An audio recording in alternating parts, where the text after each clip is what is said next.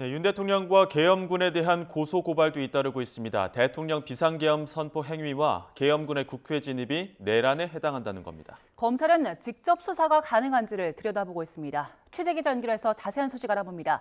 김태원 기자, 먼저 계엄 사태와 관련한 고발 상황부터 정리해 주시죠. 네, 현재 서울중앙지검에는 비상계엄 사태와 관련해 윤석열 대통령 등 관계자들을 처벌해달라는 고소고발 2건이 접수돼 있습니다. 어제 개혁신당이 윤 대통령을 내란과 직권남용 혐의로 고발했고요. 정의당 등 진보 3당이 윤 대통령과 김용현 전 국방부 장관, 박안수 육군참모총장을 내란 혐의로 고소했습니다. 중앙지검은 이르면 오늘 사건을 일선 부서에 배당해 본격적인 검토에 나설 것으로 알려졌습니다. 대검찰청 공공수사부에서도 검찰이 비상계엄 사태와 관련한 위법성 문제를 수사할 수 있는지에 대한 법리 검토를 진행하고 있는 것으로 전해졌습니다. 이 밖에 공수처와 경찰에도 윤 대통령과 김 전 장관 등을 수사해달라는 조국 혁신당과 시민단체, 경찰 직장협의회 등의 고발이 잇따라 접수된 상태입니다. 네, 그래서 검찰이 직접 수사에 나설 가능성도 있는 겁니까?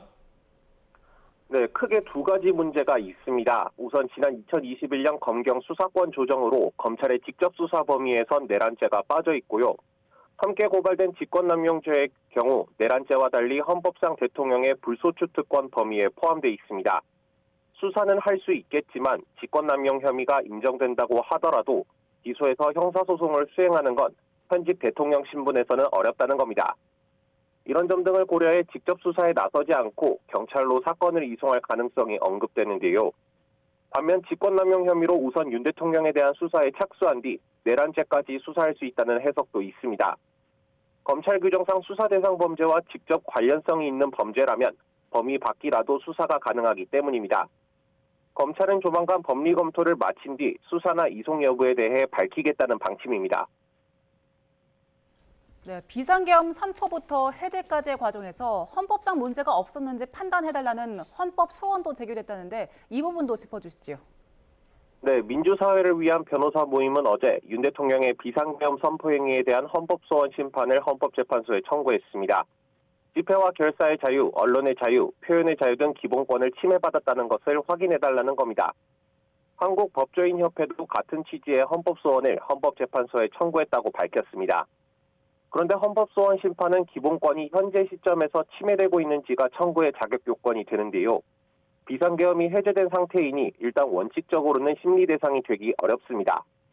다만 기본권 침해 상태가 종료됐더라도 위헌 여부의 해명이 헌법적으로 중요하거나 비슷한 침해 행위가 반복될 위험이 있는 경우 예외적으로 청구 자격이 인정되기도 하는데요. 이와 관련해 헌재도 사무처 회의를 열고 헌법소원 등 관련 사건 접수 현황을 파악하는 가운데 추후 심리 여부 등을 본격적으로 검토할 것으로 보입니다. 네, 민주당이 잠시 뒤 본회의에서 이창수 서울중앙지검장 탄핵안 표결에 붙일 방침이라고 하는데 검찰 입장 어떻습니까?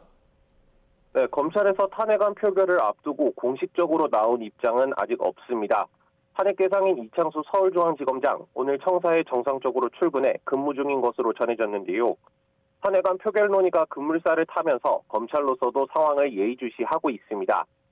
검찰 관계자는 YTN 취재진에 국회 진행 상황을 지켜본 뒤 필요한 경우 확대부장 회의를 개최할 방침이라고 전했는데요. 회의가 열린다면 이 검사장은 산하차장, 부장검사 전원을 상대로 대행체제에서의 업무 수행 방침에 대해 당부할 것으로 보입니다.